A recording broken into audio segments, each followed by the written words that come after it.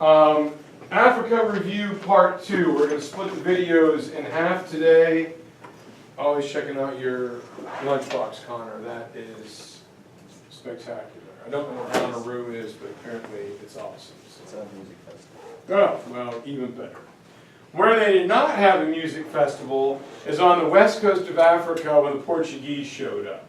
All right. Soon after Prince Henry the Navigator gets his guys rolling, the Portuguese are going to come down, and because it's just very, quickly across the Mediterranean Sea and the Atlantic, the Portuguese arrive on the west coast of Africa.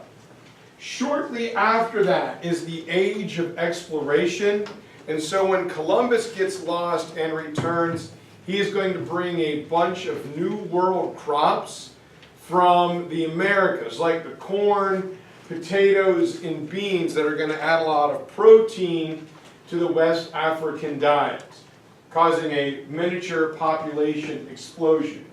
From Africa, things like the banana and sugar cane are going to be transported to the New World.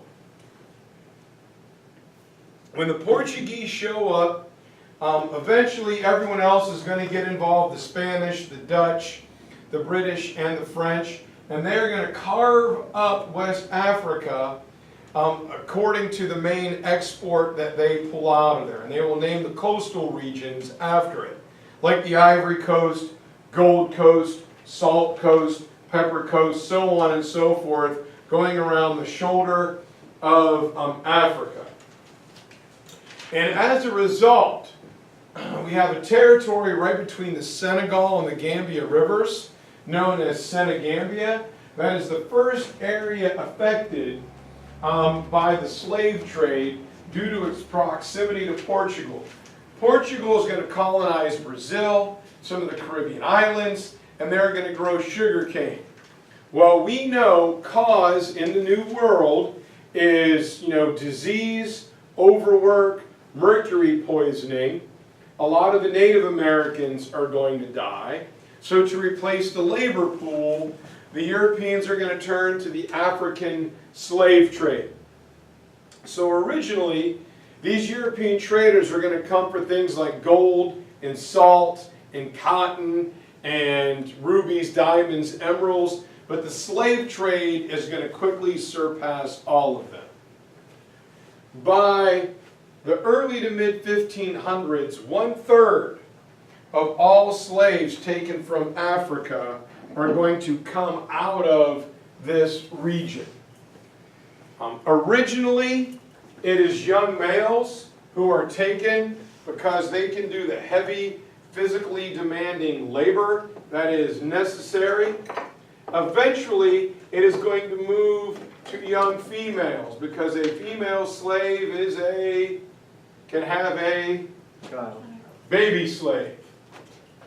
And so eventually, the slave trade is going to move steadily southward towards like the Congo. Again, some of these new crops will aid a population boom, which makes more slaves available to capture. Now, gold is going to be able to keep some West Africans safe from the slave trade, and they began to work with the Europeans to go inland, capture slaves, and bring them back to the coast to sell. So there's a little bit of, there's a West African side of the slave trade that also keeps them safe. Eventually, we're going to run out of slaves there, so we're going to go deep into the Congo. And the Congo River cuts deep into the heartland of Africa.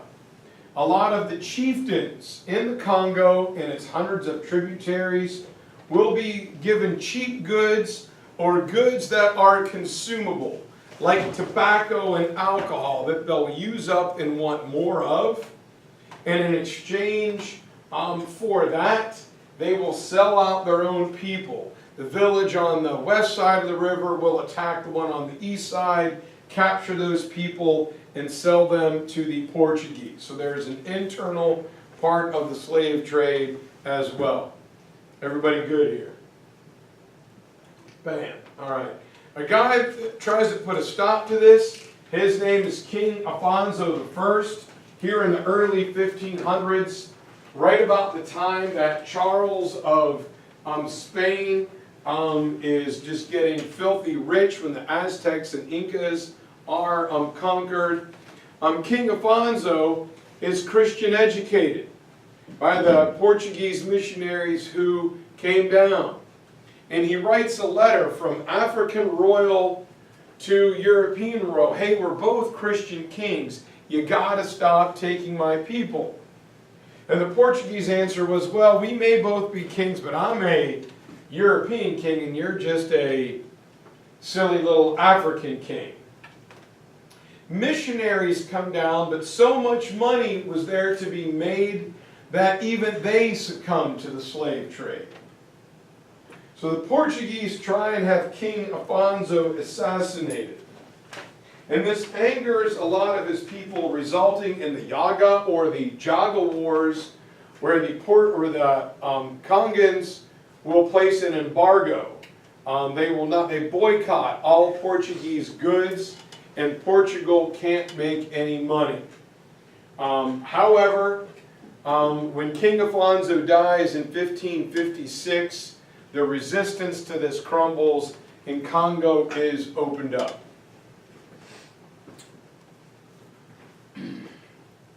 While that is going on, the Portuguese are slowly leapfrogging their way down the west coast of Africa until they round the Cape of Good Hope in the late 1490s. Two reasons for being called the Cape of Good Hope. One, you hoped you made it around alive, number one. And number two, you hoped when you got around that India was right there. And they get around, Vasco da Gama gets around, they're like, oh crap, India is nowhere in sight. So the Portuguese go up the east coast of Africa, ending Islamic trade with the traditional Swahili civilization. Portuguese say, hey, you are going to trade with us. The Africans and the Muslims say no, so the Portuguese just trash all of the trading ships, the Arabic dhows, and they destroy the coastal cities in East Africa. This sucks because from this point, trade was going from the Adriatic Sea down into the Middle East, all the way to the Indian Ocean. There was Indian Ocean trade between China, Indonesia, and Eastern Africa. The Portuguese destroy it at this time. If they can't dominate it and control it, then they simply destroy it. Back home in Portugal, it is justified as a holy war. All right, we are doing this to eradicate polytheists. We're doing it to stop Islam. So everything is okay, and they cause widespread destruction in North Africa. A term you're never going to need to know is a prosero. And a prosero is a half Portuguese, half African. They are never welcomed in either culture. So they carve out large spheres of land, plantations, and are kind of lawless marauders who abuse and subjugate the people while they become rich.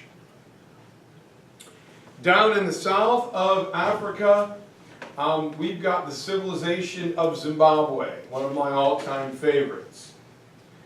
And it is inland from the coast along the Zambia, or Zambezi and Limpopo rivers.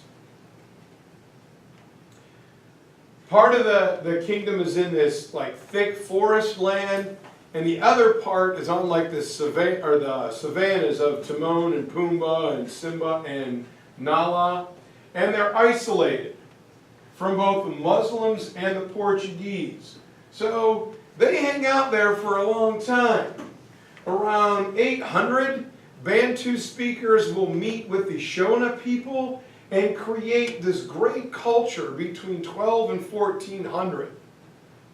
The exact same time that the Aztecs and Incas at their height and power. And much like the kingdom of Mali, The people of Zimbabwe live in about 150 city-states, nearly identical to one of those in Greece. You have your big high point fortress in the middle with temples to the polytheistic gods, water well, granaries. Then you have where your upper class people live and another giant defensive wall. And then outside of that, farms. They were cattle farmers. But they were great, great, great stonemasons. Everything was built out of stone, fit together, kind of like the Egyptian pyramids. Now, what is interesting about this is that we found artifacts from Persia in East Africa, or in Zimbabwe, and we found items from China, porcelain, glass, you name it. And we found artifacts from Zimbabwe in ancient Persia, Iran, and China. But they don't show up anywhere else in between. So we're not sure if there was direct trading between the cultures in Africa, Asia, and Eastern Asia, or if there was some intermediary third party that we just don't know anything about. It's hard to discern because the people of Zimbabwe had no writing system. Everything was orally passed down. Their ironwork shows up in other places, but not these other artifacts. So a pretty big mystery going on down. And that lack of writing really impacts Africa as a whole, because for thousands of years, if we do it verbally transmitted, grandmother to granddaughter, grandfather to grandson, we don't need to write. So it makes learning about Africa different as a whole. You do it from an outsider's biased perspective. A Portuguese sailor, a British sailor, a colonist, an Islamic trader, and or merchant. Oh, hang on, here come the soccer ladies, is that them? It's a bit too early, I know. Anyway, South Africa, Yamabru. South Africa becomes a Dutch colony in the 1600s. They resupply, they get fresh water, they get food to make their journey over to India. But after being on a boat for months, all right, as much as Matt K and Matt P like each other, they get off in South Africa and like, wow, it's warm. Man, it's sunshiny. I don't have to share a bunk with Polsky anymore.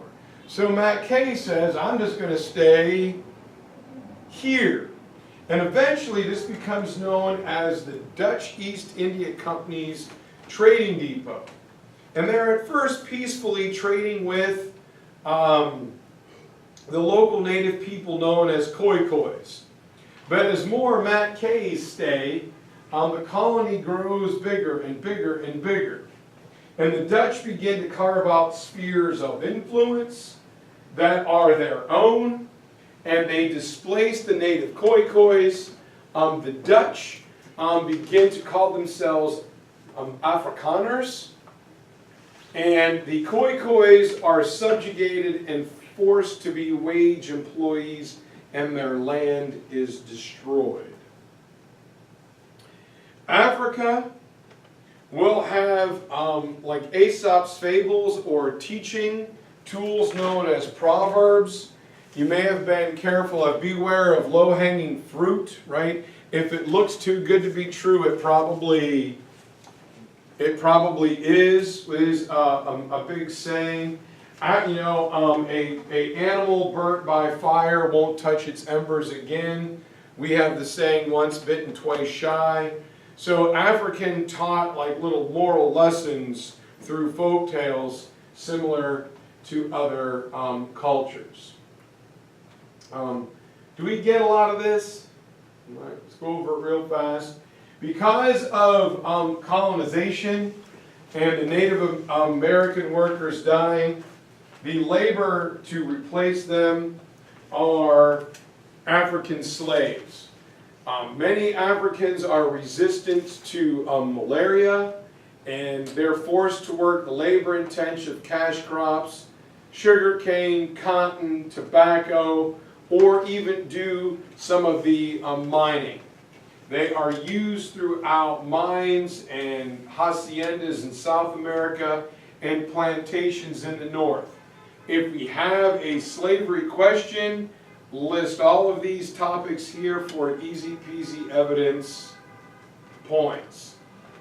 This will form the triangle trade or the Columbian exchange, where the Europeans will go to Africa to pick up slaves. They will transport slaves to the colonies, who will do the heavy labor-intensive extraction of raw materials.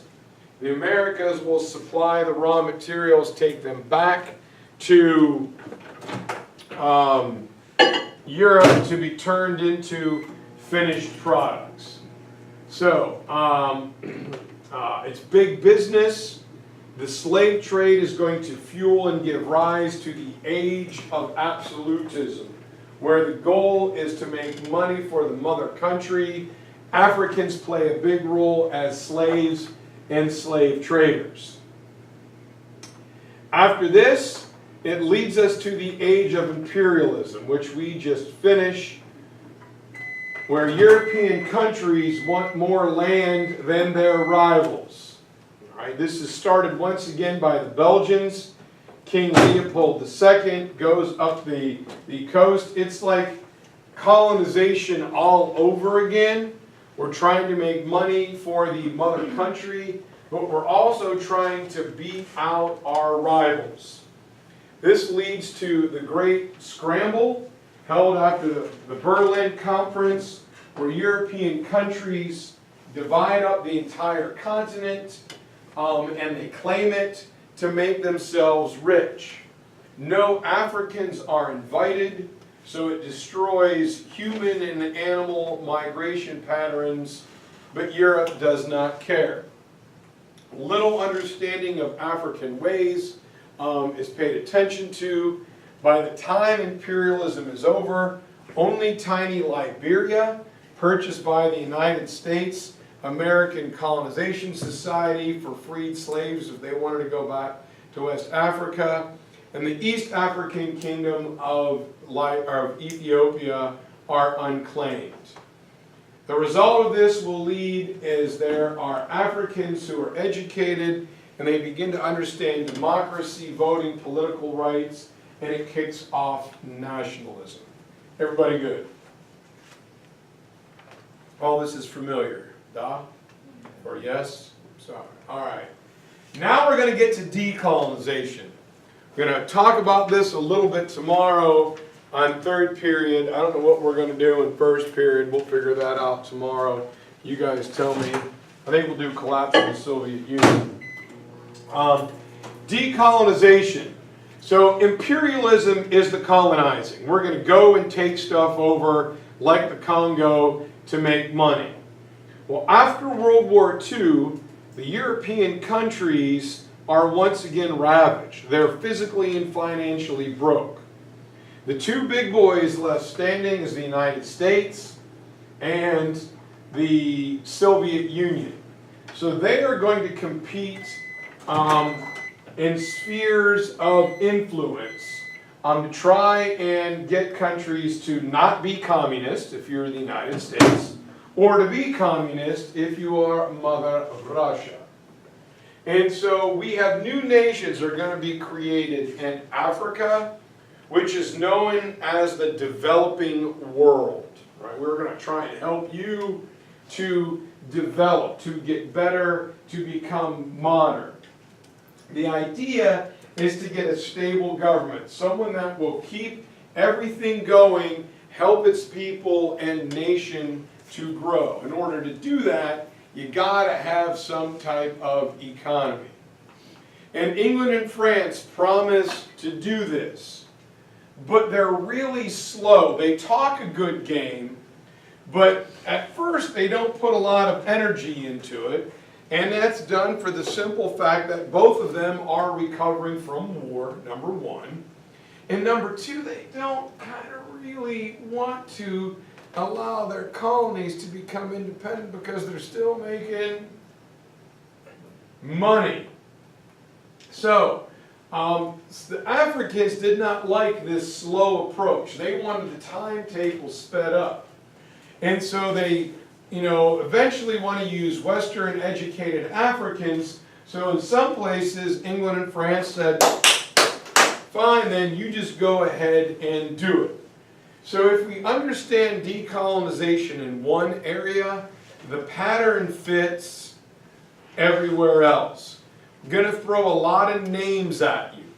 If you can't remember all the names, just focus on the colonization pattern. All right, it's like a mathematical formula. Once you do it in one place, whether it's in Africa, Latin America, Asia, it is essentially the same. First place we're going to start with is Ghana. What are we, Connor? Gonna do. All right. Well, we've got Kwame Nkrumah. All right. And he's a guy who's educated, and he's very angry at the slowness of decolonization. So he calls for boycotts. Let's get nuts. Let's protest. Let's scream and yell. And he is arrested in 1950 when Ghana was still named the Gold Coast. Now, through this process, it kickstarts a movement where Ghana will earn its independence in 1957. Kwame is going to get out of prison, and he is going to be elected the first prime minister. And he changes the name back to Ghana, harking its old West African heritage, the grandfather of the great West African empires, and to encourage nationalism. All right. And so Ghana is going to be the first African country to throw off the yoke of imperialism, getting rid of their colonial master, Great Britain. However, it sounds good, right? Woo, go Ghana. Well, by 1966, the government is rampant with corruption. Western countries or Western businesses were in there giving money, giving assistance, and all the money that was made went into the pockets of Kwame's bureaucracy. The people never received a benefit. So there was a coup, and this West African leader who was there to help his people is overthrown by a guy named Jerry Rawlings. And Jerry is going to stabilize the economy. He is going to encourage Ghana to make exports and try and have some type of democracy. So Ghana, which started off bad or good, got bad and corrupt in the middle, becomes the first successful model of decolonization. So Ghana is one of the few areas where you guys got it correct. It wasn't easy, but you got it correct. And then there's going to be most other countries in Africa. You guys still conscious? You good, Connor?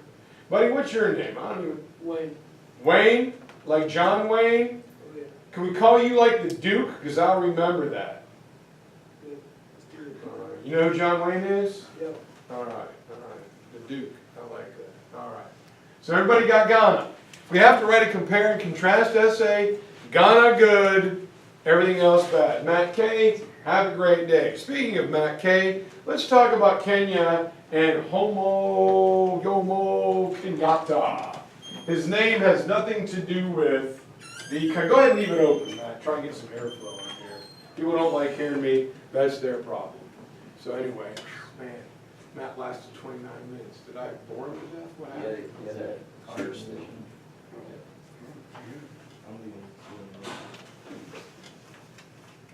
Well, shoot, Justin, what am I even doing this for? No, I'm just kidding. All right. It's volunteer, guys. It's all right. Now, Kenya is going to be, if we got to write an essay, where Ghana was relatively peaceful, Kenya is violent. 1946, right on the heels of the end of World War II, they move for independence. some of the people there wanted to work with the white European settlers. By this point, white Europeans had been in Kenya for hundreds of years, and if you asked them, what is your ethnicity, they would say, African. Well, what's your nationality? Kenyan. I've never been to England, Scotland, Britain. They were African Kenyans. But they also had, through their ancestry, gobbled up a lot of the land and the biggest farms. Some said, hey, let's work with them. But a lot of the white settlers in political power wanted to write and create laws that would keep them in the driver's seat. So when working and descaling colonization, once again, does not happen fast as anybody wants, the violent radicals turn to warfare. Dude, you're not going to win this one. The British still has soldiers there. So they kill settlers. They wipe out livestock, which was the backbone of their economy, and they kill fellow Africans. And so the British called this the Mau Mau Rebellion. And to stop the Mau Maus, the army is sent in and the Royal Air Force, which just bombs the heck out of everything. Kenyatta is arrested in 1952. And while he is in jail for 7 years, his time in prison completely changes his outlook on things.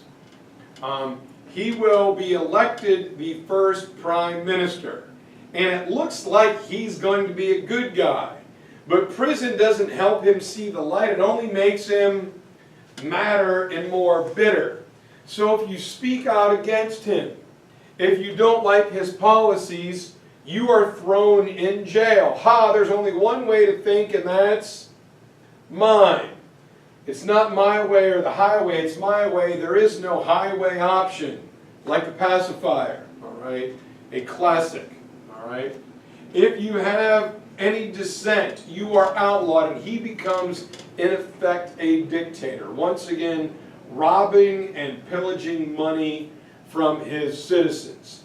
His administration is very violent, it is very corrupt, and by the mid-90s, there were, by foreign economic pressure, wanted him to hold elections. It will take until 2002, 17 years ago, almost your lifetime, to get Kenyatta out of power. Once one of these African dictators get it, they don't let go. All right, we want to do a couple more of these real fast, and then we'll call it. We got 2 more slides. All right. Next we get to Rhodesia, or better known as Zimbabwe. Extremely powerful and prosperous, like Justin's notebook. Justin, have a great evening. All right.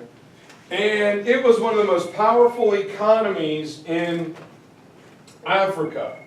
Once again, oops, give me a quick 20. I'm just going to run. Be like a donut. Bill Melega. Yes, sir. Yes, sir. All right, thanks. So, there is, however, done by a bunch of white British settlers. They are a tiny minority of the population, yet they control most of the country. After World War II, the white settlers were pressured to give up their land. And they said, no, we've been here for a long time. So many turned to co-ops. They begin to share the farm and the profits with some of the black African workers. And they declare their independence in 1965, changing the name from Rhodesia to Zimbabwe. Well, there was one guy who just left power not too long ago, Robert Mugabe. And he leads an African resistance movement to wipe out the white settlers. It spills over into other countries around the area, and it leads many to starve. They tear up irrigation canals. They kill livestock, And in mass poverty, the settlers with money flee. It's like the wealthy Romans or the wealthy Chinese going to Hong Kong and Taiwan or Constantinople. They take their money, their business, and their power with them. The United Nations imposes sanctions to try and get Mugabe to back down, but by 1980, he is entrenched in power and he becomes the dictator. Once again, no foreign press or free press, no freedom of speech. He clamps down and just got out of power a couple of years ago. Well, you have some already? Holy cow. Yeah, I get some more later. All right, I appreciate it. Hopefully that's what you like. That'll work. Thank you so much. We're doing a quick review of the continent of Africa for the AP exam. So, yeah. Yeah, Very quick. not very many countries or anything. No, not at all. Not at all. Thank you, sir. All right. South Africa, our last stop. 1948, we understand. You guys know what apartheid, you guys hear about apartheid? Yeah. All right, okay, we know what apartheid is. Fantastic. 1948, the government, the white minority government will govern the large black majority. And the Africans begin to resist and say, we need some more political representation. And they form the African National Congress. And there is a meeting in the little town of Sharpsville in 1962. The Africans had been, black Africans had been given land divided up, known as homelands. Well, homelands are the equivalent of a Native American reservation on the Trail of Tears. You get all the land that sucks. If you ever want to get really depressed, go out and look at the Navajo Reservation around the Grand Canyon. You're like, really? This is it. And there's a massacre. The army comes in and kills many of the native Africans. Here is where young Nelson Mandela is going to be arrested, and he will spend the next 28 years in prison. It'll take until the 1980s when legendary Catholic Cardinal Desmond Tutu begins to speak out on the ills of apartheid, especially when he comes to the United States. It catches the attention of some Hollywood actors like Danny Glover, Mel Gibson. They make a movie about it, Lethal Weapon 2. And with international pressure in 1984, my man Nelson Mandela up here is released, and he is elected the first African president of South Africa. What is amazing about that, you would think after 28 years in prison, he would be very bitter. He comes in and he tells some white government workers, look, I'm not here to fire you. We've got to work together. We have to heal the nation. While South Africa and Ghana are decent success stories, problems in Africa, there's still a lot of racism, some ethnic, some religious. There's regional genocide, like if you were in third period, we talked about Rwanda and Sudan today.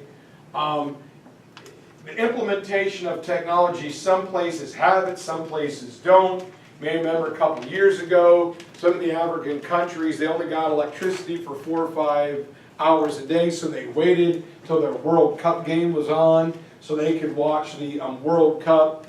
A lot of medical needs, river blindness, malaria, poverty, disease, wealth distribution, and drought. So Africa still has a lot of problems trying to recover from colonization to this very day. All right, any questions on Africa? Connie, you stop for me real fast? Sorry, all right. How's everybody hanging in? All right, you got 20 or so